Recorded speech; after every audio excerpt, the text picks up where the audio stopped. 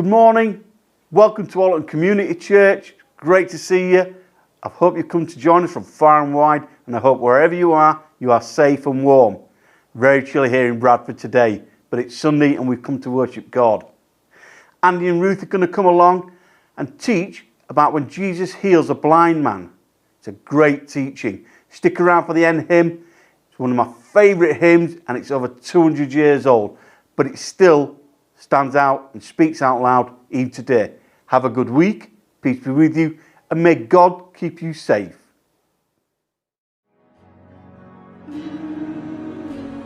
This moment, do you truly believe that God loves you unconditionally as you are and not as you should be?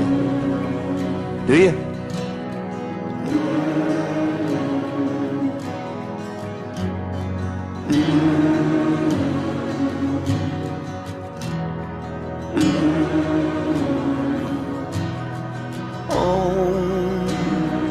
How he loves us so. Oh, how he loves us. How he loves us so. The day you experience the love in the heart of Jesus Christ, nothing else in the world will ever again seem that beautiful or desirable.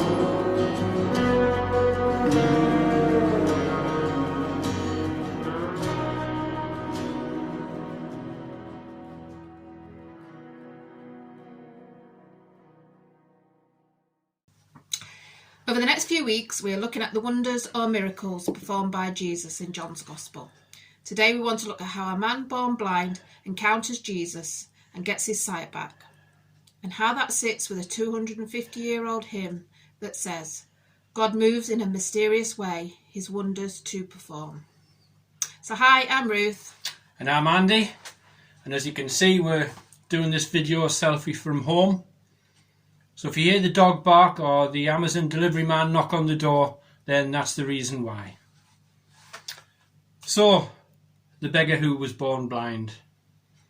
When Jesus finds him begging on that street corner, the disciples ask if he was blind because he or his parents had sinned, which is what they believed at that time. So just imagine that little boy, maybe 5, 6-year-old, asking his mum if he couldn't see because he'd done something wrong before he was even born. And imagine the guilt from his mum and dad, thinking that he was going to grow up without seeing because of something they'd done wrong. Jesus quickly says, no, they'd done nothing wrong. You see, he wasn't interested in why the man was blind, but he saw an opportunity to show God's compassion, what he could do in this situation. So listen to this for a miracle. It's mad. Jesus spits on the ground and he makes some mud and he puts it on the blind man's eyes and tells him to go wash in the pool of Siloam. Now Siloam means sent. So Jesus had been sent on that day to that street to perform a miracle. But Jesus hadn't promised anything, so the blind man had shown great faith and obedience, because the Bible continues to say, so he went and washed and he came back seeing. And he came back seeing. Just imagine what that must have felt like. He'd lived all those years of suffering and poverty, because if he couldn't see, he couldn't work, and living in darkness. And then suddenly, to have that light come back into your life, to be able to see again, and just because you met with Jesus. When you read the short account of this miracle in John 9 in the Bible, Jesus is teaching us not to be overwhelmed by our suffering. Whether that's physical suffering like the blind man, whether that's mental health issues or depression, which is a really big thing at the moment, isn't it? Or any of the other challenges we face every day. So instead, we should see them as opportunities for us to see God's power at work in our lives. So if we just open our eyes and look. Now, we might not always see the answers, to our problems as miracles because they're not always obvious. They don't come with flashing lights and bells and whistles, and sometimes they even take time. Remember earlier we said God works in a mysterious way to perform his miracles. Let me give you an example of something that happened to me. And it's about my mum, and it was a few years ago and she's still with us, but it still makes me emotional to tell this story. So when she was 78 years old, she'd already survived 2 heart attacks, she'd overcome skin cancer, and she still had all sorts of health problems. And then one night, just out of the blue, on a Tuesday evening, she collapsed at home with a brain hemorrhage. And we got that phone call from the hospital that we all dread, don't we? Gather your family and come quickly. So we drove up to Newcastle, went to the hospital, and you know, she was in a terrible state. And as we were driving home, I was thinking that might be my last memory of her, because we weren't expecting her to live. But over the next few days, they managed to stabilise her, and they relieved the pressure on her brain, just enough that they felt it was a fair chance she would survive if they operated, which they did at 7 o'clock on Friday morning. And in those few days, we prayed so hard for a miracle, because what else was there? After the operation on Friday lunchtime, we were allowed in the ward to see her. And you know what? She was sat up in bed drinking tea. And I said, "Mum, it's a miracle." "Why, no," she said, "it's the NHS. I said, "Who do you think gave the nurses the compassion to care for you? Who gave the doctors the wisdom and, the wherewithal to care for you and come up with a care plan? And who do you think gave the surgeon the skill to operate on your brain that saved your life?" You see, God had equipped that whole medical team, dozens of people, with skills and gifts and talents to perform his miracle, the one that we'd prayed for. So thank God for the NHS. Yeah. In the Bible account, Jesus says, "I am the light of the world." And that old hymn we mentioned earlier was originally a poem called "Light Shining Out of Darkness." So what does that mean for us as we face the challenges of the COVID pandemic and as we go yet again into another national lockdown? But we believe that Jesus came to bring us hope. So even though these are dark times that we were living in at the moment, we have light at the end of the tunnel with the vaccines.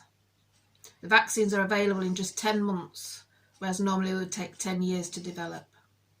I don't know about you, but I think that's nothing less than miraculous.